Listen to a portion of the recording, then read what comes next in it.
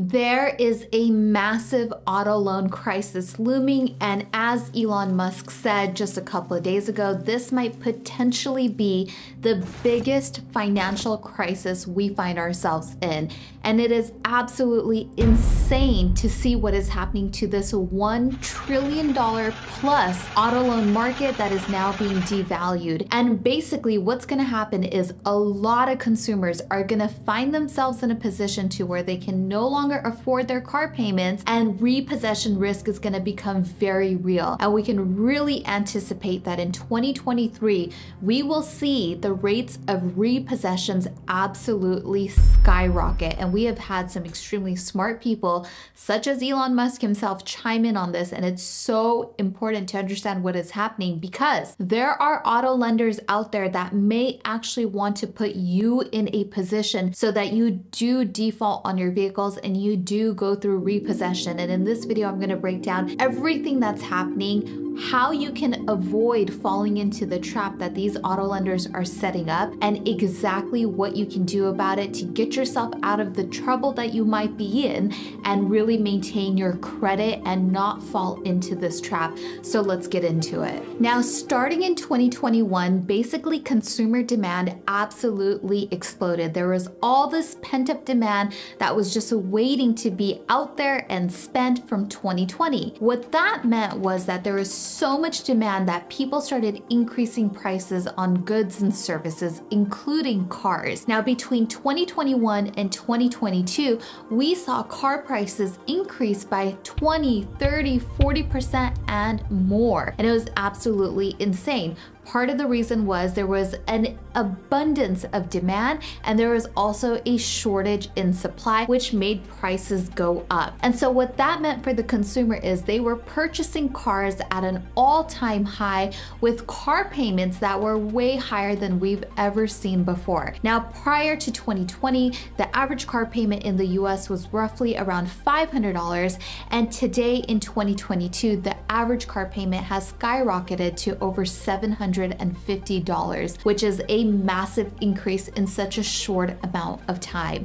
Now, unfortunately, what this means is that consumers were overspending and they don't have the money in the future to kind of continue to maintain their excessively high car payments. Well, finally, with all this crazy demand, shortage in supply, prices increasing, and inflation going through the roof, the Fed had to step in to start to control things and bring them back to normal. Now, as a consumer, you may have noticed that not only was it car prices that climbed like crazy, it was also real estate, gas, electricity, groceries, you name it. Everyday goods and services were just through the roof, making it really, really hard for people to be able to afford the necessities in life. And that is why the Fed stepped in. When the Fed stepped in, they started increasing interest rates. Now, the reason why the Fed increases interest rates is to help curb demand and bring down people's buying power, right? They want to make sure that people start conserving money and not spending money because it's getting just way too expensive until prices equalize. Now, I want to read this really great excerpt from TheStreet.com that summarized it absolutely perfectly. The Fed on December 14 raised its benchmark lending rate by 50 basis points, capping a year of 7 hikes that have added 4.25% to the Fed funds rate. The Fed also stated that further increases would be needed.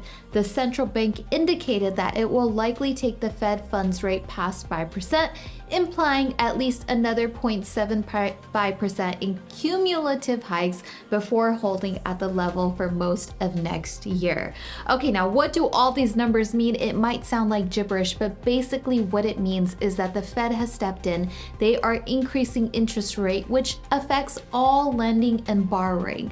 So when you go to purchase a vehicle or even lease one, interest rates that you pay on that car go extremely high, which means you can afford less. So your money goes not as far as it used to. Now, Edmunds did a really good job at reporting some of the average APRs that cars are now being financed at. More car shoppers are opting for longer auto loan terms to lower their monthly payments. Edmunds data shows that 34% of financed new car purchases had an average loan term of 73 months in October 2022, compared to 27% in October of 2017. The last time interest rates were this high, consumers could at least rely on lower vehicle prices and a greater range of inventory to soften the blow, observed Jessica Caldwell of Edmunds, Executive Director of Insight. That simply isn't the case in this market. Now, the average percentage rate, annual percentage rate, the APR, the interest rate that you pay on financing a new vehicle purchase, climbed to 6.3% in October of 2022, compared to 4.2% in October of 2021, which is a huge difference. The highest new vehicle APR since April of 2019. So we can see just how much the landscape has changed just in the last couple years. Now, the average APR for a used vehicle purchase climbed to 9.6% in October of 2022, compared to 7.4% in October of 2021. And that is the highest since February of 2010. So in over a decade, these are some of the highest interest rates we've ever seen.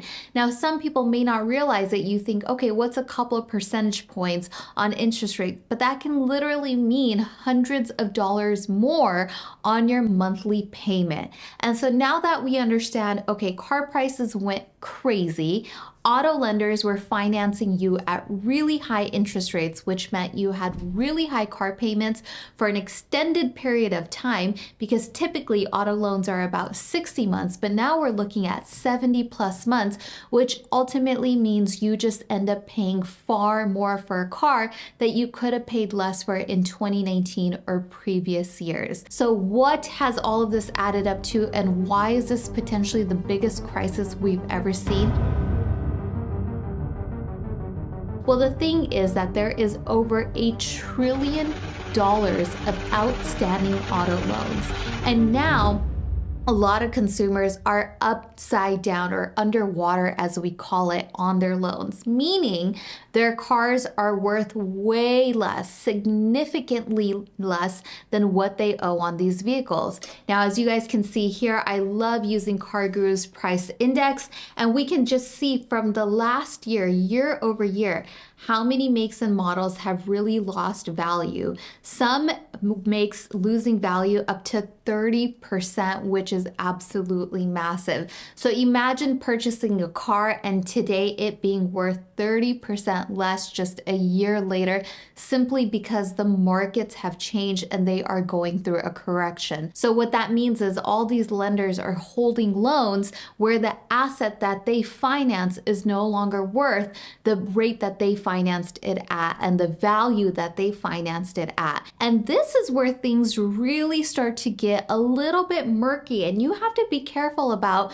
the lenders that you go through, because they might actually be exercising a new strategy that is going to put you into harm's way and further push you into the high risk category of being repossessed. So let's dig into why they're doing this and how it might affect you.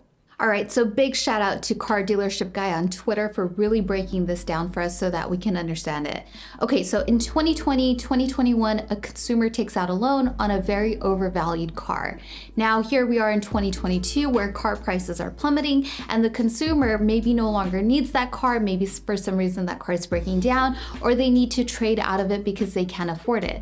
Problem is, they go to the dealership, they try to sell that car to a Vroom or a Shift or a Carvana, or they try to trade it into the dealership, and the dealership can no longer take that car as a trade-in. Why? Because the consumer owes way too much money on that car and they can't cover the difference because it's no longer worth that much, since values have declined by 20-30% on some vehicles. What does that mean? That means the dealer can no longer sell a consumer car, a consumer can no longer buy a car, and a lender can no longer finance new cars. So everybody is sort of in this lose-lose situation where they can't move, right? And it's stopping a lot of people. So what do lenders do? And in my opinion, something a little maybe not so ethical, right? They decide that they are going to waive an open auto loan on your credit profile, right? Which they they consider to be an open auto stipulation.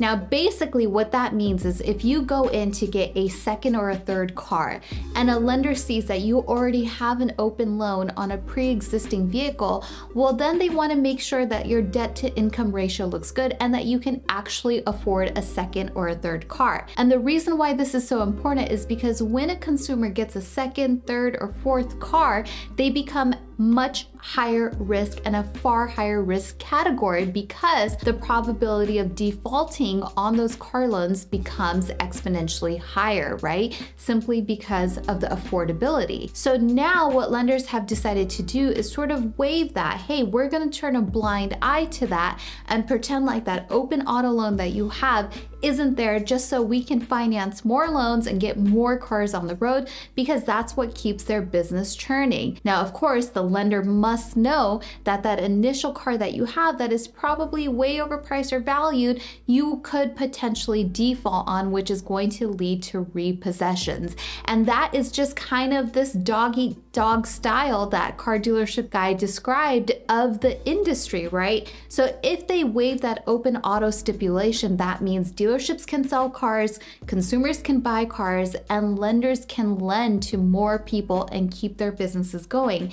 Now that means repossessions are going to skyrocket, because if people already couldn't afford that first car and they're trying to get into another car and the values just aren't there, they will likely end up rolling a lot of the negative equity in that first vehicle that they had into these new cars, just putting the consumer in absolutely an awful situation. So if you are a consumer who has a car and you think that, hey, you know what, with the way things are changing, I think that this car is becoming a little bit too expensive for me. I don't feel as comfortable as I used to with the car payment that I have. And now, unfortunately, you can't turn around and sell it either because it's just not worth that much. And if that means that you need to take a $5,000 or $10,000 loss, you can't even cover the difference because maybe you don't have enough cash on hand to do so, right? And you can't borrow money to pay off that difference either. So what do? Well, you have to absolutely outsmart these lenders and these dealers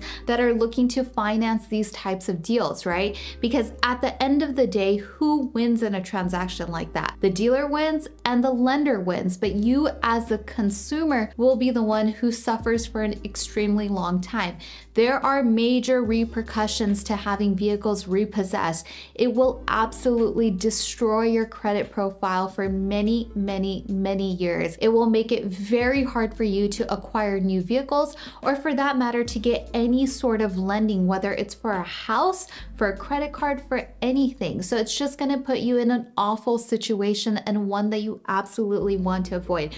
Repossessions is one of the worst things that you can have on your credit profile, and it would take an extremely long time to recover from that. So if you find yourself in a position where your car payments are way too high and you feel like you can no longer afford it, but you don't know how to offset the negative value, the negative equity on your cars, I highly recommend that you think about listing your car on Turo. Here's why it's so important. This is not even to make money, but if you list your car on Turo, you open yourself up to the opportunity and the potential to bring in money, not just to cover your car payment, but to actually pay more towards the principal of that car, which is gonna help you sort of equalize yourself on the loan. Now, let's say you have a $40,000 loan and that car is now only worth maybe $30,000. That means you are upside down on that loan by $10,000. Okay, so what do? You list your car on Turo. Let's say every single month that car brings in $1,000 per month from your Turo business.